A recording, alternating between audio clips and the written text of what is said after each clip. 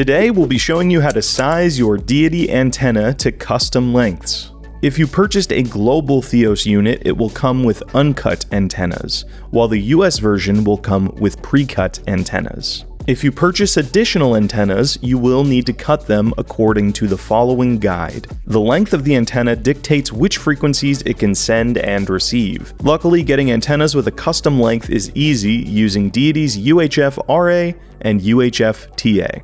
When you open up the box, you'll see a double-sided length reference chart for the antennas, with UHF RA on one side and UHF TA on the other. The charts are 1-to-1, so place the antenna onto its respective chart, aligning the connector with the line drawing. The bottom of both should be congruent.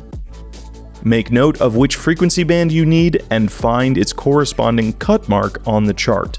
For example, if you'd like a transmitter antenna to work with 733 MHz, according to the chart, you will need to cut the antenna at T4. The receiver equivalent to cut will be R4. Use a silver Sharpie or other marker to denote where the cut should be made.